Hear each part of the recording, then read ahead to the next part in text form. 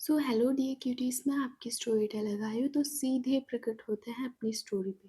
Previous part में आपने देखा था जो सिया और जोया होते हैं वो बहुत अच्छे से केयर करते हैं आरवी और काशवी की। उनकी हर बात, उनके हर नखरे झेलना वो झेल रहे थे। इस समय पता ही नहीं चलता कब 11 दिन बीत जाते हैं इन लोगों के ऐसे ही। तो अब आगे इधर जो जोया और सिया होते हैं वो एक जगह कारपेट पे बैठे हुए थे। इधर जो दादी होती हैं आरवी की वो देखती हैं जोया की तरफ और कहती हैं, बेटा अच्छे से लड्डू को गोल करो। तुम्हारे लड्डू देखो ये स्क्वायर शेप में लग रहे हैं, इन्हें लड्डू नहीं कहेंगे। अच्छे से गोल करके हाथ से अच्छे से बनाओ। जोया कहती, दादी बना तो रही हूँ। वो इतनी आपको गोल गोल लड्डू चाहिए थे तो आप दुकान से मंगा लेती ना। इधर दादी कहती है, पूजा में घर की बनाई ही मिठाई लगती है, इसीलिए मैंने तुम लोगों को लड्डू कहा है। इधर सिया कहती, हाँ जोया, पूजा में घर की मिठाई ही लगती है।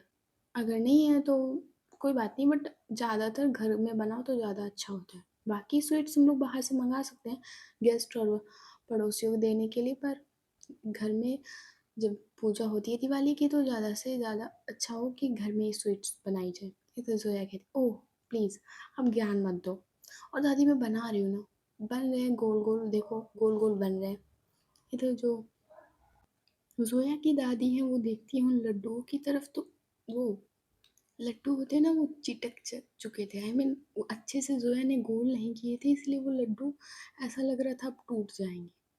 इधर जोया की दादी कहती है, जोया बेटा ऐसे लड्डू नहीं बनाते, तुम कैसे काम कर रही हो? अच्छे से लड्डू को बनाओ, थोड़ा उनको हाथ के बीच में लो और अच्छे से गोल गोल करो ना। इधर जोया कह रही, दादी मैं बना ही नहीं रही, अब मुझे ना बनाना ही नहीं है। इतना कहकर जो जोया होती है वो उठ जाती है वहां से। इधर सिया कहती है, ओ देवरानी जी किधर चली? अच्छा ये काम नहीं हो सकता तो मत करो। देखो डेकोरेशन वाले आए हैं कि नहीं, अभी घर में लड़ियाँ नहीं लगी हैं और लाइट्स भी नहीं लगी, तो उनसे कह देना कि डेकोरेशन का साम बाकी तुम सब देख लेना। जोया कहती, ओह तो मुझे अब डेकोरेशन का भी देखना होगा। सिया कहती, ये तुम देवर जी की तरह बात क्यों कर रही हो? ओ क्यों कर रही हो, तुमसे कहा है ना कि डेकोरेशन का तुम देख लो, बाकी मिठाई और खाने पीने का मैं देख लूँगी। इधर जोया होती है वो अपने हाँ में सिर हिलाती है और चली जाती है वहाँ से। इधर आरवी और काशवी के सीन पे चलते हैं। इधर जो आरवी और काशवी होते हैं वो हॉस्पिटल में थे, क्योंकि उन्हें फिर से इंजेक्शन और अल्ट्रासाउंड करवाना था, इसीलिए वो लोग हॉस्पिटल में थे। इधर जो डॉक्टर मलाइका अरोरा होती है उनके सामने बैठी होती है। इधर आरवी कहती है, तो आप जैसा कह रही हैं कि परसों लेकर आना है ना आकाश और विकास को। इधर मलाइका अरोरा कहती, हाँ अब तुम लोगों के एग डेवलप हो चुके, मल्टीपल एग डेवलप हो चुके हैं, तो हाँ एक छोटी सी 30 मिनट्स की सर्जरी होगी, उसमें हम लोग तुम्हारे एग्स निकाल लेंगे और फिर उन्हें लैब में फर्टिलाइज करवाएंगे, और जब एम्ब्रियो उसमें बन जाएगा जो सबसे बेस्ट एग होगा फिर हमें वो उनमें ट्रांसफ़र करेंगे। इधर काशवी कहती, ओह तो हम लोग परसों लेकर आएंगे। इतना कहकर जो काशवी और भी होते हैं वो निकल जाते हैं हॉस्पिटल से। इधर वो लोग आते हैं अपनी कार में। इधर आरवी कहती है, तो आज दिवाली है तो कुछ सामान ले लिया जाए। इधर काशवी कहती है, हाँ ज़रूर, चलो हम लोग पहले अपनी दिवाली की शॉपिंग कर लेते हैं। इधर जो आरवी और काशवी होते हैं एक दूसरे की तरफ देख के मुस्कुराते हैं और चले जाते हैं मॉल की तरफ। इधर वो कार को पार्क करते हैं और इधर जो काशवी है वो उतरती है कार से और जाने लगती है मॉल की तरफ। इधर आरवी कहती है, कहाँ जा रही हो? काशवी कहती है, वो मॉल के अंदर जा रही हो ना यार, सामान लेना है, क्रैकर्स वगैरह लेने हैं मुझे। आरवी कहती है, यहाँ से नहीं लेंगे हम लोग, मॉल से आज कुछ भी नहीं लेंगे, जो कुछ भी लेना है हम रोड साइड से लेंगे। काशवी कहती है, ओह मैं रोड साइड से नहीं लेने वाली, मैं तो मॉल से ही लूँगी। आरवी कहती है, नहीं आज हम लोग जितना भी सामान है घर का, दिए वगैरह, आज हम रोड साइड से ही लेंगे, समझ रही हो तुम? मतलब जो काशवी है वो देखती है एक बार आरवी की तरफ और अपना हाँ में सिर हिलाती है। मतलब जो काशवी मॉल की तरफ जा रही थी वो नीचे उतरती है सीढ़ियों से और यहाँ वो जाने लगते हैं रोड साइड। तो जो आरवी वो उस रोड साइड जितना भी सामान था, क्रैकर्स वगैरह वो खरीदते जा रही थी। आशवी कहती, इतना सारा क्या करेंगे चल के? आरवी कहती, ये पहली हम लोगों की दिवाली है। तुम बोल रहे हो शादी के बाद ये हमारी पहली दिवाली है, तो इतनी मस्ती तो बनती है। और मैंने तो आज अलग प्लान बनाया है अपना। काशवी कहती, कैसा प्लान? आरवी कहती, वो आज दिवाली है तो थोड़ा बहुत तो ड्रिंक करना बनता है, आज थोड़ा तो बनता है। काशवी कहती, पागल हो क्या? तुम्हें याद नहीं है भाभी तुम्हारी क्या हालत करेंगी? आशवी कहती, उसको मैं संभाल लूंगी, मैं जानती हूँ मुझे कैसे क्या हैंडल करना है। आशवी कहती, मैं तो नहीं पीने वाली हूँ, मुझे पता है मुझे जुआ मार डालेगी, इसीलिए इस बार मैं नहीं। समझ रही हूँ? और दिए कहाँ से ले? आरवी होती वो जाती है एक बच्चे के पास जो बैठा हुआ था वहीं अपनी मम्मी के साथ, उसके पापा भी थे वहीं बैठे हुए थे। फिर जो आरवी होती वो जाती है उस बच्चे के पास और कहती है, ये दिए कैसे दिए? तो वो बच्चा होता है वो अपने हाथ में वो दिया पकड़ता है और कहता है ये वाले। इधर आरवी हाँ अपना हमें से हिलाती है, कहती है, हाँ ये वाले। इधर जो बच्चा होता है वो कहता है 5 रुपए का एक है। आरवी कहती है, तो मुझे 200 दिए दे दो। बच्चा कहता है 200 दिए? इधर वो देखता है अपने पापा की तरफ, तो जो पापा होते हैं उसके वो पैक करने लगते हैं उन दियों को। इधर जो आरवी है उनके पैसे देकर वो जाने वाली होती है, बट जो काशवी होती है वो जो उसने अपने हाथ में क्रैकर्स की शॉपिंग की होती है उसमें से एक वो बैग उस बच्चे को पकड़ा देती है और कहती है, लो हैप्पी दिवाली। और इतना वो रूडली उससे कहकर उसे बैग पकड़ाकर वो चली जाती है आरवी के पीछे पीछे। ये तो जो आरवी है वो बहुत सारे क्रैकर्स खरीदते जा रही थी, कार में भरते जा रही थी। ये दोनों लोग बहुत ज़्यादा शॉपिंग करते हैं। काशवी को भी एक्साइटमेंट थी क्योंकि उसकी पहली भाई शादी थी अपनी बी आई मीन पहली दिवाली थी शादी के बाद, तो उसको बहुत एक्साइटमेंट थी जोया के साथ दिवाली मनाने की। इसलिए वो भी कोई चीज़ कसर नहीं छोड़ती, वो भी हमें धमाकेदार सारी चीज़ें लेती जा रही थी। इन लोगों की शॉपिंग चल रही थी ऐसे ही। इधर जो जेल होती है मुंबई की, लॉकअप में वो जो कीर्ति होती है वो गुस्से में बैठी होती है, बहुत ज़्यादा गुस्से। उसी के साथ वही लड़का बैठा होता है। इससे पहले वो लड़का कुछ कहता है, जो कीर्ति होती है वो उस लड़के के बाल पकड़ लेती है और कहती, तुम्हारी वजह से सिर्फ मैं पकड़ी गई, वरना मैं पकड़ी नहीं जाती। लड़का कहता है, मेरी क्या गलती है इसमें? नहीं बताओ, मेरी क्या गलती है इसमें? तुम खुद एकदम बेवकूफ़ लड़की हो, तुम्हें दूसरे नंबर से फ़ोन करना चाहिए था ना मुझे। तुम खुद अपने पर्सनल नंबर से फ़ोन कर रही थी, इसीलिए तुम पकड़ी गई। ये जो कीर्ति होती है वो उसके लड़के के बाल पकड़ पकड़ के मार हिलाए जा रही थी उसे। ये तो जो ये लोग ऐसे कर रहे थे, तभी एक एडवोकेट आई मीन एक लॉयर आता है वहीं पे और बैठ जाता है उसी इंस्पेक्टर के सामने। इधर वो लॉयर पेजेस निकालता है कुछ फाइल से और कहता है, ये रहे कीर्ति के बेल के पेपर्स। तो जो पुलिस होता है वो देखता है उसकी तरफ और कहता है, आप कौन? इधर पुलिस कहता है, इससे आपको कोई मतलब नहीं, मैं कौन हूँ, किसने भेजा है, इससे आपको कोई मतलब नहीं, ये रहे इनके बेल के पेपर्स और आप अब इन्हें जेल में नहीं रख सकते। अगर जो पुलिस वाला होता है वो उनके बेल के पेपर्स चेक करता है तो बिल्कुल वो होता है रियल थे। इसलिए जो वो पुलिस वाला होता है वो देखता है वो कांस्टेबल की तरफ, वो कहता है इन्हें छोड़ दो, इन्हें जाने दो। जो कांस्टेबल होता है वो लॉकअप का दरवाज़ा खोलता है और जाता है अंदर और कहता है, तुम लोगों के बेल के पेपर्स आए, आई मीन तुम लोगों को बेल मिल गई तो तुम लोग जा सकते हो। इधर जो कीर्ति होती है वो झट से खड़ी होती है और वो जल्दी से निकलती है लॉकअप से और वो सीधे वो इंस्पेक्टर के सामने खड़ी हो जाती है। वो कहती, तुमने इतना मुझे परेशान किया ना, उसका बदला मैं लेकर रहूँगी, याद रखना इंस्पेक्टर। 1 महीने तुमने मुझे जेल में रखा है ना, 1 महीने ना तुम्हें सूद समेत, 2 महीने हो गए मुझे, इसका मैं सूद समेत तुम्हें वापस करूँगी, याद रखना इंस्पेक्टर। ज़िंदा नहीं बचोगे तुम। जिस समय मेरे हाथ लगे ना, तो मैं टुकड़े-टुकड़े करके कुत्तों को ना खिलाया तो मेरा नाम भी कीर्ति नहीं, याद रखना। इधर जो इंस्पेक्टर होता है उसका मन तो कर रहा था अभी इसको जेल में फेंक दूँ फिर से। इधर जो लॉयर होता है वो कीर्ति के शोल्डर पे हाथ रखता है और कहता है, मुझे आपसे ज़रूरी बात करनी है। इतना कहकर जो कीर्ति और लॉयर होते हैं वो एक साइड कॉर्नर में निकल जाते, इधर जो लड़का होता है वो भी उन्हीं के पीछे-पीछे जाता है। इधर लॉयर कहता है, ये लीजिए आपके लिए फ़ोन और आपकी बेल ना मिस ओबरॉय ने करवाई है, जानवी ओबरॉय ने। तो जो कीर्ति होती है वो समझ गई थी कि उन्हें अब क्या चाहिए। तो जो वो लॉयर जो फ़ोन दे रहा था वो लेती है और कहती है नंबर 7 है इसमें। तो जो लॉयर होता है वो हाँ में सिर हिलाता है। जो इतना कहकर जो लॉयर होता है वो वहाँ से चला जाता है। इधर कीर्ति और वो लड़का जेल से बाहर निकलते हैं और वो एक बेंच पड़ी थी उसी पे बैठ जाते हैं वो लोग। इधर कीर्ति है वो जानवी के पास फ़ोन करती है। इधर जानवी जैसे कीर्ति की आवाज़ सुनती है वो कहती है, तो आज़ाद हो गई तुम जेल से।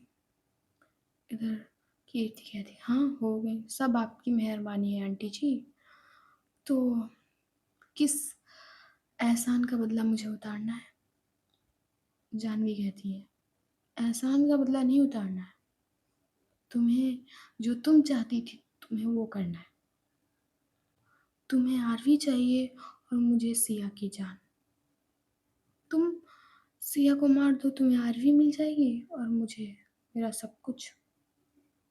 इधर कीर्ति कहती है, पर आपको सिया मर जाएगी तो उसमें आपको क्या मिलेगा? जानवी कहती है, तुम अपना इसमें ज़्यादा दिमाग ना चलाओ, बस जितना कहा है उतना करो। तुम सिया को मार दोगी तो बाकी मेरा काम खुद हो जाएगा। इधर कीर्ति कहती है, इसके लिए मुझे सामान की ज़रूरत होगी और आरवी सिर्फ मेरी है। उसे सिया का कभी नहीं होने दूंगी। और जब से आई है वो लड़की, कहाँ स्कूल में हम दोनों लोग हमेशा साथ रहते थे, और जब से ये सिया आई है उसने मुझे आरवी से अलग कर दिया और मैं इस बार उसे जिंदा नहीं छोड़ूंगी। इधर जानवी थोड़ा मुस्कुराती है और कहती है, तुम्हें जो कुछ भी करना है करो, पर सिया बचनी नहीं चाहिए। इधर जो कीर्ति है वो थोड़ा सा मुस्कुराती है और कहती है, हाँ हो जाएगा, देखती हूँ कैसे बचती है ये लड़की। इतना कि जो कीर्ति होती है वो फ़ोन कट कर देती है, तो जो जानवी है वो खुद को मिरर में देखती हैं और उस पे ड्रेसिंग टेबल पे अपने दोनों हाथ रखती हैं और देखती हैं खुद की तरफ और कहती हैं, जैसे सिया मरी, आरवी तो अपने आप ही मर जाएगी, मेरा काम और भी आसान हो जाएगा और फंसोगी तुम कीर्ति। इस बार तो मैंने तुम्हारी बेल करवा दी, पर अगली बार तुम सीधे फांसी के फंदे पर झूल रही होगी। और अगर तुम फांसी के फंदे पर नहीं भी झूली तो मैं तुम्हें खुद मार दूंगी, क्योंकि तुम मेरी लाइफ का रोड़ा हो कीर्ति। इतना कहकर जो जानी होती है वो अपने ही मिरर में फेस देखकर मुस्कुरा रही होती है। इधर जो कीर्ति होती है वो देखती है उस लड़के की तरफ और कहता है, अभी मुझे ओबरॉय मैंसन चलना होगा। इधर वो लड़का हाथ जोड़ते हुए कहता है, देखो भाई, मैं और भैया अब नहीं कर सकता, मैं बड़ी मुश्किल से जेल से आज़ाद हूँ और मुझे नहीं लेना बदला वदला, तुम लो, तुम जानो, तुम्हारा काम, मैं जा रहा हूँ अपने घर। इतना में वो जो आदमी आई मीन लड़का होता है वो भैया वहीं से हाथ जोड़कर अपने चले जाता है उधर। इधर जो कीर्ति होती है वो खड़ी होती है और कहती है, मुझे पता है मुझे क्या करना है। इतना कहकर कीर्ति भी एक ऑटो में बैठती है और चली जाती है कहीं। इधर जो आरवी और काशी उन्होंने पूरी कार, पीछे की बैक शीट और सारी चीज़ों पे वो उन्होंने सारा सामान खरीद के भर लिया था। पूरी की पूरी चीज़ें उन्होंने क्रैकर्स, सिर्फ क्रैकर्स और दिए ही थे और कुछ भी नहीं था। शॉपिंग के नाम पर सिर्फ क्रैकर्स और दिए थे, जिससे आधी से ज़्यादा कार भर चुकी थी। इधर काशवी कहती, देखो अब मेरी पहली शादी की दिवाली देखो कितने अच्छे से मनाती हूँ। भाभी और जोया खुश होंगे ना आरवी, इतना सारे क्रैकर्स देख के। आरवी कहती है, हाँ, बिल्कुल खुश होंगे, वैसे भी अच्छा लगता है क्रैकर्स छुटाना, तो सबको अच्छा लगेगा। ऑफ़ कोर्स उन्हें भी अच्छा लगेगा और वो लोग ज़्यादा खुश होंगे कि हम लोग इतना सामान लेकर आए हैं। अश्वी कहती है, अब ये लोग और भी खुश होंगे कि परसों हम लोगों की सर्जरी है और थोड़े दिन बाद ये लोग माँ बनने वाली होंगी। आरवी कहती है, ये तो उनके लिए सबसे एक बड़ी खुशी की बात है। इससे अच्छा और गिफ्ट उन्हें क्या मिल सकता है। इधर काशवी कहती, हम देखते हैं मैडम कर क्या रही हैं। इधर जो आरवी होती है वो कहती है, हाँ, देखते हैं चल के क्या कर रही है माई मैडम। वैसे काशवी, तुमने लाइट्स वालों को बुला लिया था क्या? मैं तो भूल ही गई थी। काशवी कहती है, हाँ, मैंने जोया को कहा था, शायद उसने बुला लिया होगा और काम करवा लिया होगा।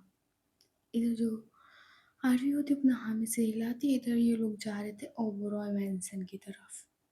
इधर जो ज़ोया होती है वो सारे लोगों से कह रही थी, इधर नहीं उधर लगाओ लाइट, इधर नहीं थोड़ी और लंबी करो, वो सारी चीज़ें बता रही थी। इधर सिया दादी के साथ बैठकर लड्डू बना रही थी और भी सारी स्वीट्स बना रही थी। दादी कहती, सिया बेटा, जाओ तुम थोड़े बहुत जो दिए आए हैं उसमें से 50 दिए तुम पानी में भिगो कर रख दो जाके, और मोतिया वो मंदिर में थोड़ा सा मंदिर साफ कर देना और सही करके मोतिया भी लगा देना। शाम को पूजा होने वाली है तो ज़्यादा अच्छा होगा। मोतिया थोड़ी बीच में रखना, और याद रहे कि मोतियों का जो फेस है, चेहरा है, वो तुम पश्चिम की तरफ रखना, ठीक है? जो सिया होती है वो कहती है, हाँ दादी। इतना कि जो सिया होती है वो चली जाती है मंदिर की तरफ। इधर वो सारे दियों को पानी में भिगोकर पहले रखती है और उन्हें अलग जगह पे फिर सुखाने के लिए रखती है, जिसमें दिया है वो कम तेल सोखे, इसीलिए वो ऐसा करती है।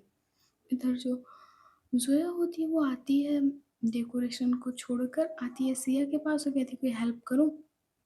सिया कहती, नहीं, तुम अपना काम करो जाकर, और ज़ोया फ्लावर्स वाले को कह दो कि तो थोड़ी फूलों की लड़ियाँ भी लगवा ली जाए। मुझे याद ही नहीं रहा कि फूलों की लड़ियाँ भी लगवानी है, तो एक काम करो, तुम फ्लावर्स वाले को बुलवा लो और फूलों की लड़ियाँ भी लगवा देना।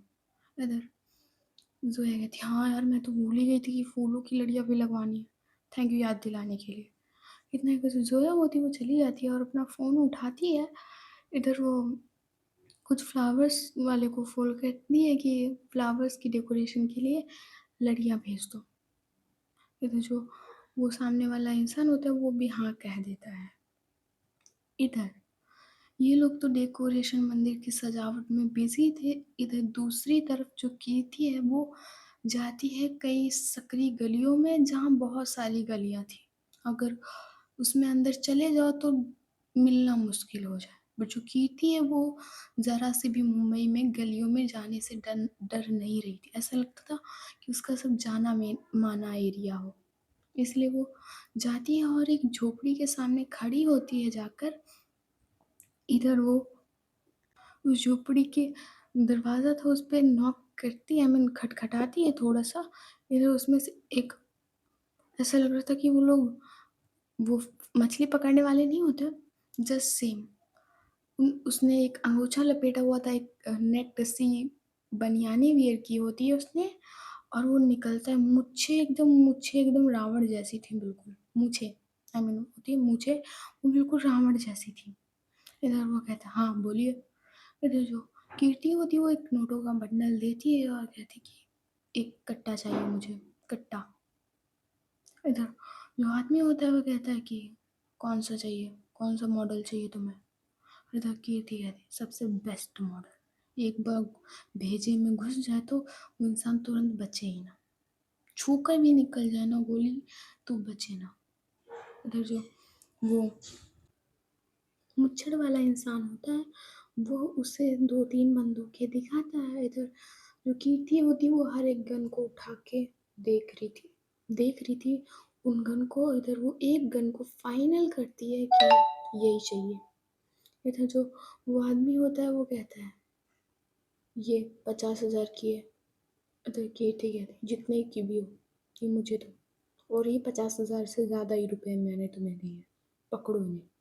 इतना कि जो कीर्ति होती है उसके हाथ में रुपए पकड़ा देती है और वो जाने ही लगती है, तभी जो वो आदमी होता है वो कहता है कि गोलियाँ तो लेते जाओ, खाली बंदूक उड़ाओगी क्या? कीर्ति कहती है, तो दो ना, मुझे लगा इसमें होंगी। फिर तो वो आदमी होता है वो झोपड़ी में फिर से जाता है और वो एक गोलियों का बॉक्स देता है छोटा-सा, जिसमें से लगभग 12 गोलियाँ तक होंगी। इधर वो देता है कीर्ति को, इधर जो कीर्ति होती है वो निकल जाती है उस सकरी गलियों से। वो अपने हाथों में उस गन को देख रही थी छुपाकर। इधर वो एक ऑटो में बैठती है और कहती है, ओबेरॉय मैंसन ले चलो। नहीं, रुको, ओबेरॉय मैंसन रहने दो।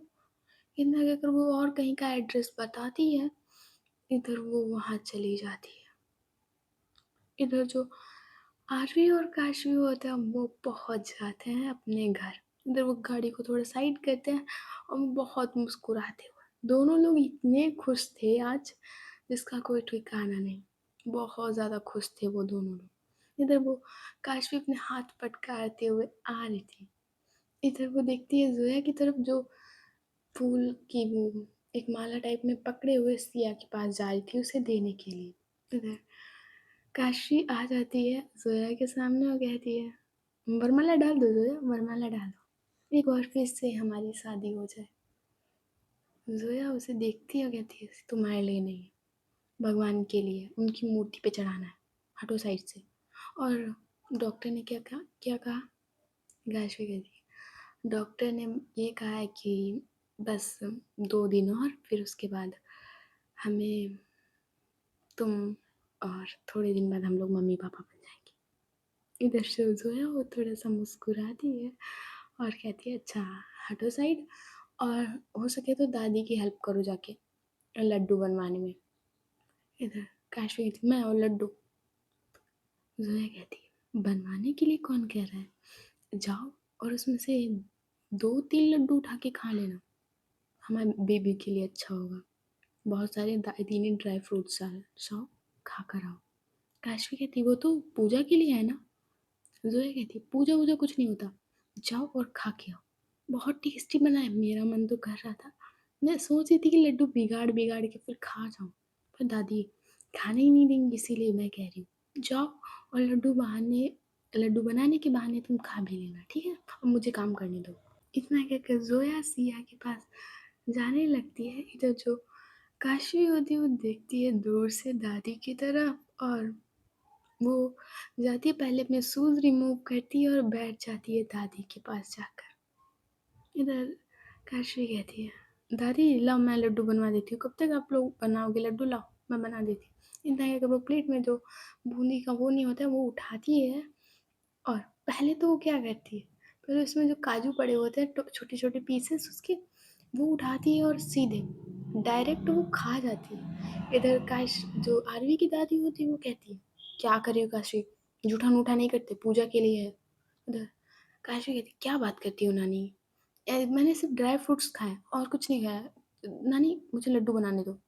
इतना कहकर जो काशी होती है वो लड्डू बनाने लगती है। तो जो दादी और नानी होते हैं वो बात कर रहे थे, जो काशी होती है वो लड्डू गोल गोल गोल गोल करती है और वो उसी हाथ को ले जाती है धीरे से अपने मुंह की तरफ और गप से वो लड्डू अपने मुंह में धर जाती है। इधर जोया की दादी ये सब देख लेती है और कहती है काशी अपना मुंह खोलो। उधर काशी आई मीन वो बोले तक नहीं पा रही थी, वो पूरा लड्डू खा भी नहीं पाई थी, उसने बड़ा लड्डू बनाया था, वो सीधे मुंह में धर गई थी पूरा का पूरा लड्डू। तो जो काशवी होती है वो झट से उठती है वहां से और अपना मुंह दूसरी तरफ करके लड्डू खाने लग रही थी। इधर जो आरवी की दादी होती है वो आती है उसके सामने और कहती काशवी अपना मुंह खोलो। इधर काशवी कहती "उम्हूं, मैंने कुछ नहीं खाया, मैंने कुछ नहीं खाया। इधर जो काशी की नानी होती है वो उसका मुंह पकड़ती है और वो होता है खोलना, टाइटली पकड़ के। इधर जो काशी होती है वो अपना मुंह खोलती है और देखती है नानी उसके मुंह में लड्डू है।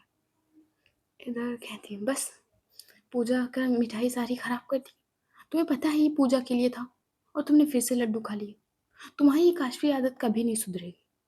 इधर काशी कहती है तो इसमें क्या है, मैंने अलग से लड्डू उठाकर खाया। अब भगवान का इतना जूठा-मूठा क्या हो गया? मैंने अलग से लड्डू बनाया गोल-गोल गोल करके और बस खा गई। ये तुम लोगों को क्या मानी रहता है कि अब मेरे सारे लड्डू में जीभ थोड़ी ना लगाई अपनी। एक लड्डू बनाया और खा गई बस। इसमें इतना जूठा-मूठा क्या होता है? इधर जो आरवी की नानी होती है वो आई मीन जो आरवी की दादी होती है वो देखती है ज़ोया की दादी की तरफ, कहती है, सुहासिनी, हमें लगता है इस बार हमें मिठाई बाहर से ही मंगवानी पड़ेगी। इस लड़की के कारण भगवान को इस बार हम लोग घर की मिठाई बना के नहीं खिला सकते। हटो काशवी, गुस्सा आ रही है मुझे। इतना कि जो दादी आई मीन जो काशवी की नानी होती है वो वहाँ से चली जाती है किचन की तरफ और भी काम करने। तो जोया की वे दादी चली जाती है उन्हीं के पीछे पीछे।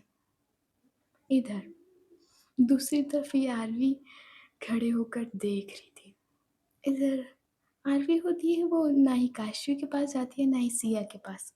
जो लड्डू वहीं ज़मीन में दादी लोग बना रही थी वो वहीं पे जाकर बैठ जाती है और सोचती है अब तो लड्डू जूठे हो ही गए हैं, अब क्या हुआ, चलो मैं ही खा लेती हूँ। इतना कि जो आरवी होती है वो मस्त से आराम से वही लड्डू खाने लगती है। इधर काशवी भी क्या करती है, अब जूठा हो गया तो जूठा हो गया। इतना कि जो काशवी होती है वो भी वहीं पे बैठ जाती है जाकर और ये दोनों लोग लड्डू खा रहे थे बैठ के भाई। पता नहीं, शायद बच्चे आई मीन ये इंजेक्शन लग रहे तो इन्हें ज़्यादा स्वीट अच्छा लग रहा हो शायद मे बी, इसीलिए जो ये दोनों को कम से कम 5-6 लड्डू दोनों लोग खा जाते हैं। इधर ज़ोया आती है और कहती तुम लोग क्या कर रहे हो? कैसे कहती तुमने कहा था ना कि लड्डू खाना है, इसलिए हम लोग लड्डू खा रहे हैं। तुम भी आ जाओ ज़ोया, अच्छे लड्डू बने हैं, आ जाओ। इधर ज़ोया कहती मैंने सिर्फ मज़ाक में कहा था कि तुम लोग लड्डू खा लेना जाकर और तुम लोग सच में खा लिए। कैसे कहती मुझे लगा तुम मज़ाक में सच कह रही हो इसीलिए मैंने सारे लड्डू खा लिए। और तुम भी खाती क्यों नहीं हो आके? आओ बैठो आके हमारे साथ खाओ आके, कुछ नहीं होगा। अब नानी बाहर से मिठाई मँगा रही है, तुम बैठो आके हमारे पास। जो ज़ोया होती है वो देखती है लड्डू की तरफ और या वो भी बैठ जाती है वहीं पे। दसिया मंदिर में डेकोरेशन कर रही थी। इधर आ रही थी, सिया कहाँ है ज़ोया? ज़ोया कहती वो मंदिर में है। इधर काशवी कहती अभी तुम आरवी बैठो और तब तक मैं सिया भाभी को बुला के लाती हूँ। इतना का जो काशवी होती है वो उठती है और जाती है मंदिर की तरफ। इधर वो सिया का हाथ पकड़ती है और कहती भाभी जी चलिए आपके लिए एक सरप्राइज़ है। इतना कर जो काशवी होती वो ला रही थी सिया को पकड़ते हुए हॉल में। इधर सिया ही थी बात क्या बताओगी मुझे भी मंदिर में वो दिए में वो बनानी है, उनकी दिए की बाती बनानी है, जल्दी बताओ। इधर काशवी कहती भाभी आप आओ तो। इतना कहकर जो काशवी होती वो सिया को हॉल में ले आती है और इधर आरवी भी खड़ी होती है जाकर काशवी के पास और कहती है चलो बाहर चलते हैं। इधर जोया कहती आज दिवाली है और तुम लोग बाहर जाने की बात कर रहे हो। आरवी कहती वो वाला बाहर नहीं, तुम लोगों के लिए एक सरप्राइज है।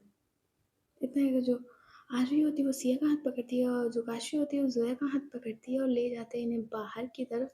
इधर जहाँ पे कार खड़ी होती है वो दोनों लोग इन्हें ले जाते हैं। इधर जो आरवी होती है वो एक दरवाज़ा खोलती है, इधर काशवी एक दरवाज़ा खोलती है और कहती है सरप्राइज। उधर जो सिया और जोया होते वो देखते हैं कार के अंदर जिसमें सारे क्रैकर्स भरे हुए थे। कहीं दिए भरे थे, दिए थोड़े से ही पर क्रैकर्स क्रैकर्स पूरे भरे हुए थे। इधर सिया कहती है ये क्या है, इतने सारे क्रैकर्स? काशी कहती है भाभी जी वो पहली दिवाली है ना हम लोग की तो सोचा क्रैकर्स ले लीजिए। वैसे काफ़ी पसंद होते हैं सबको तो मैंने भी सोचा कि क्यों ना अपने पटाखे के लिए पटाखे ले लूँ। उधर जोया कहती पर इतने सारे का क्या करूँगी? मुझे पूरे हफ्ते थोड़ी ना ये जलाने हैं और तुम तो जानती हो पोल्यूशन कितना है और तब भी तुम ये क्रैकर्स। काशवी कहती ओह प्लीज़, 1 साल में 1 बार दिवाली आती है और तुम लोग पता नहीं कौन से ग्रीनरी फॉरेस्ट हो रखे हो जो ये फिर पटाखे और पोल्यूशन क्यों लेकर आ जाते हो। मैं छुटाना बंद कर दूँगी ये सब, तो ये नहीं कि पोल्यूशन कम हो जाएगा। सबको छुटाते हैं, मेरे अकेले छुटाने से ये पोल्यूशन नहीं होगा। और ना देखो सर, ये हमारी पहली शादी की दिवाली है तो प्लीज़ मूड मत खराब करो, ठीक है? फिर ज़ोया कहती फिर भी ये ज़्यादा है। काशवी कहती तुम्हें ज़्यादा लगता है तुम मत छुड़ाना, मैं पूरी शाम दिन रात बैठ कर इन्हें छुड़ाऊँगी, ठीक है?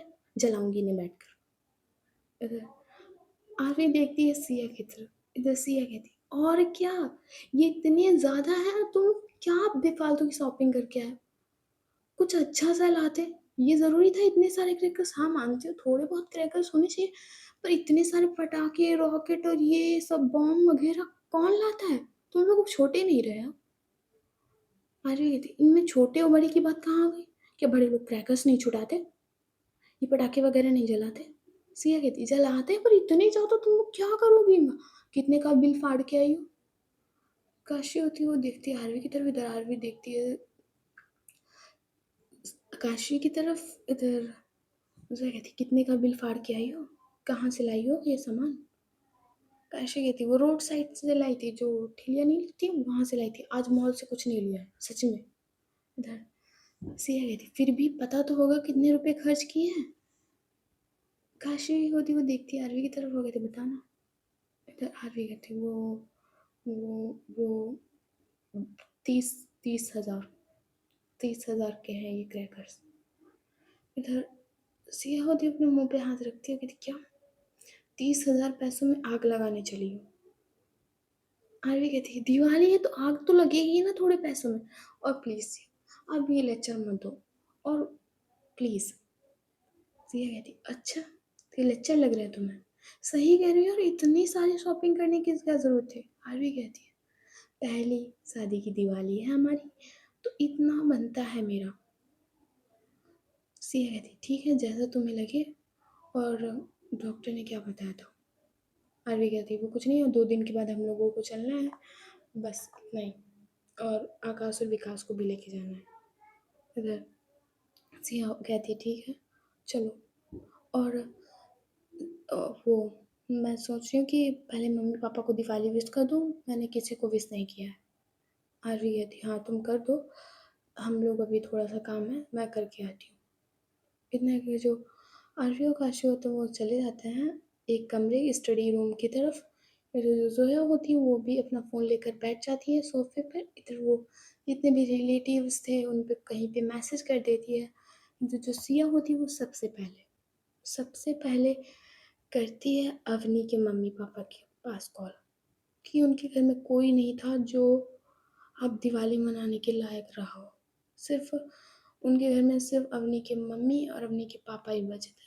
सिर्फ सर्वेंट थे, कुछ और कोई नहीं था। वो भी आज शायद छुट्टी पे थे, इसलिए जो अवनी के मम्मी पापा होते हैं वो हॉल में ही बैठे थे। उन्हें अपनी बेटी की याद आ रही थी। दिन पे दिन उनकी याद बढ़ती जा रही थी, क्योंकि अब फेस्टिवल अब लगातार आते जा रहे थे। क्या करवा चौथ और क्या दिवाली। वो लोग याद कर रहे थे कि उनकी छोटी सी बच्ची थी तो इधर उधर आंगन में दिवाली के दिन घूमा करती थी, लेके अपने पटाखे और छुरछुरियाँ जो कुछ भी थी वो लेकर भागा करती थी।